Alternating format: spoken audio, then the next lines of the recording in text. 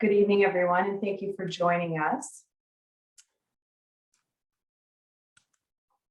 Sorry about that. So I'm here this evening on behalf of my client to discuss a proposed development on their lands at 377 Big Bay Point Road. And just to reiterate, my name is Brandy Clement. I am a planner as well as a partner with the Jones Consulting Group here in Barrie. And with me this evening to assist with answering questions that you may have later on is the project engineer, Duncan Richardson, and he is also a partner with the Jones Consulting Group. So the lands are located along Big Bay Point Road. They're between Ward Drive and Loon Avenue. They're approximately 0.54 hectares in area with a frontage of around 51 meters along Big Bay Point. The property depth at its shallowest point is 110 meters, and currently it contains a single detached dwelling that was used for a daycare facility.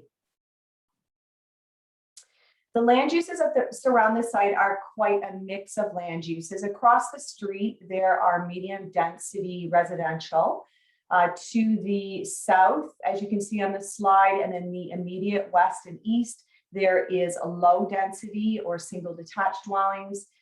Further to the west is the school site, institutional, as well as to the northwest.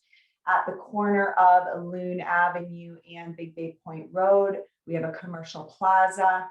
Further to the west along Huronia Road, there's commercial as well as some industrial. To the north of Big Bay Point, we have a park in the middle, and then if we go to the east down toward Big Bay Point, toward Yonge Street, of course, there's a large commercial area in that vicinity also. So these pictures that we took are just sort of in the immediate area, the medium density development across the street to the north. To the east and south and west, we have the single detached dwellings that range from 1 to 2 stories, the institutional, the school to the west, and then of course the commercial plaza to the northwest. The lands in the City of Barrie official plan are designated as residential. So this designation does permit all housing types as well as all types of housing tenure.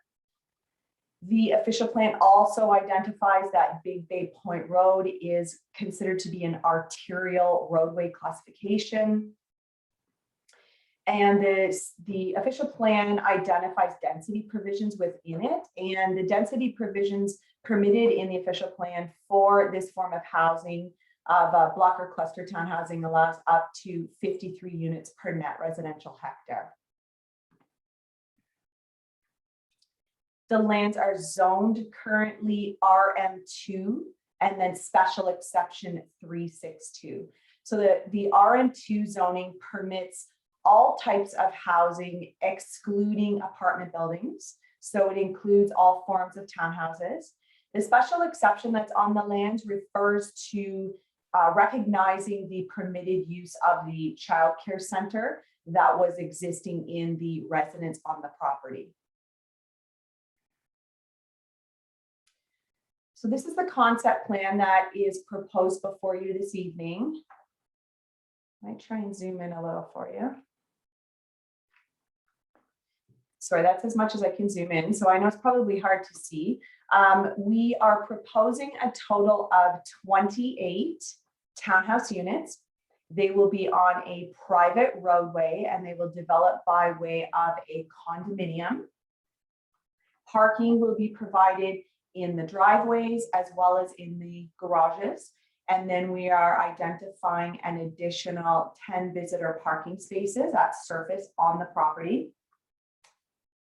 Transit, of course, is also available along Big Bay Point Road. The units are proposed at 5.5 meters in width. The depths are yet to be determined because, as Logan has mentioned before I started my presentation, we're at the very early stages. So there's certainly been no formal designs completed yet of the townhouses. The density that we're proposing with the 28 units is approximately 52 units per net residential hectare. Access to the lands is off of Big Bay Point Road. We are providing a sidewalk that will continue from Big Bay Point Road into the property. It will run north-south along the west side of the roadway. With regard to servicing, there is an existing easement that runs adjacent to the property on the west side. And in this easement exists sanitary and stormwater servicing lines. Those are stubbed right to the property with the idea that this property was going to develop further in the future and intensify. So the city has stubbed the pipes to this location right here. These will then be continued into the property. So that will service the sanitary and the storm sewers. We are proposing the water service from Big Bay Point Road.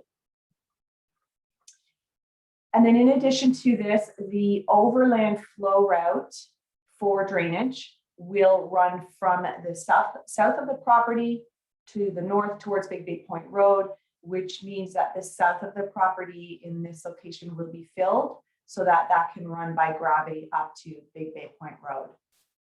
We have spent some time to date surveying the trees that not only exist on the property itself, but the boundary trees that exist adjacent to the properties, as some of you could be aware in the adjacent locations.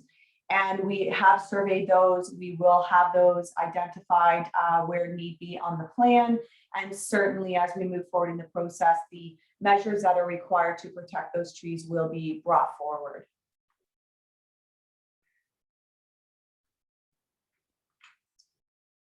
So this, So this is the elevations that are proposed at this point, the design that's been completed. They'll somewhat mimic the lands to the north or the development to the north with the medium density, where you drive into your first floor, you park, and then you go upstairs to your second and third floor. There's a mix of materials that'll be proposed between stucco and stone and brick, and not necessarily all three on each unit. Color schemes have not been decided on. This was just to have a colored picture for the presentation, but it's certainly not exactly what the client might be considering for colors. That, as I said, is yet to be determined once we move forward in the process. One of the items that we have been discussing with the City of Barrie, and that is the elevation on the bottom of the slide, is the treatment of the facade or the elevation that will be facing Big Bay Point, because that will be essentially the side of the building or the exterior of the building. It was suggested that we needed to sort of up the urban design aesthetics on those locations on each end unit, so that they more mimicked a front elevation rather than an end unit or an exterior side elevation. So there has been a little bit more time spent and more design qualities given to these exterior side yard elevations, simply because Big Bay Point's an important street in the City of Barrie. The height of the units themselves is the RM2 zoning, and most of the residential zones in the City of Barrie allow for a height of 10 meters and approximately 33 feet. The units that are proposed are not this high. Again, we're still in the design stages, but the ones that we've been looking at are not close to this height.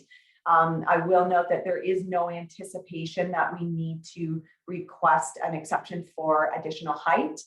The idea is that we would stay within the height allowance in the zoning bylaw. So one of the items that I wanted to identify is, as I mentioned in a previous slide, there is the necessity to raise the south end of the property so that the overland flow or the drainage can move from south to north and eventually make its way to Big Bay Point Road. And that essentially avoids directing any of the drainage from this property onto the existing surrounding properties. So what that has resulted in is the need for retaining walls along the southeast and southwest side of the site. This profile is identifying the southeast side of the site. So this would be the south property line, and this would be sort of the southeast corner in this location. What we're showing is that there'll be retaining walls that will be proposed from a height of approximately 1 meter in this location up to 3.2 meters in this location. On the southwest side of this site, the retaining wall heights are proposed between 1.6 meters and 2 meters. And this is really focused more on just the south end of the site and on these sides. They're not necessarily retaining walls that run all the way up the length of the property itself. It's just in these areas. So moving on to the required planning applications, we are going to be submitting for a zoning bylaw amendment. As I mentioned, the lands are currently zoned residential multiple density special provision, or RM2. And the special provision, as I said, recognizes that existing use of the childcare use. We will keep the RM2 zoning, and we will then replace the special exception that provides for the childcare use. That will be deleted, and the special exception that will be in its place will recognize any varied development standards that we might need. Now, I've noted that we have not designed the units yet, so I can't really get into detail with you on those right now. But the exceptions will recognize if there needs to be any sort of a reduced setback, for example, something like that. We also will be required to submit either a plan of subdivision or a plan of condominium to create the ability for these lots or these units themselves to be purchased in the future as condominiums. And then if and when we are successful on those applications, after that, site plan control approval will be required. There was a preliminary consultation meeting that was held with the City of Barrie in late summer of 2020. And at that meeting, all of the reports and the studies and the plans that are necessary to be submitted as part of a complete submission application were identified to us, and these are the majority of those that need to be completed. So in the near future, the consultants will start to move forward with conducting all of the work that's required to get all of these reports and studies completed. Once they're completed, then a formal submission can be made to the City of Barrie. And then lastly, just to go over the next steps, I know that Logan touched on this also. So we're here today in the red bullet, as you see it. And this is the neighborhood meeting. This is where we are requesting feedback from the neighborhood, where we're getting comments from the neighborhood so that we can then move forward with finalizing our designs and finalizing and starting all of the reports and the required materials to get our submission in, which is our next step, submit for our zoning amendment application and our plan of subdivision condominium application. And then, as I mentioned in the future, our last applications, assuming the first ones are successful, would be for site plan control. So that concludes my application, or excuse me, my presentation, and thank you. And certainly we are here to answer any questions that you might have, and we're also writing down the comments that you might have. Thank you.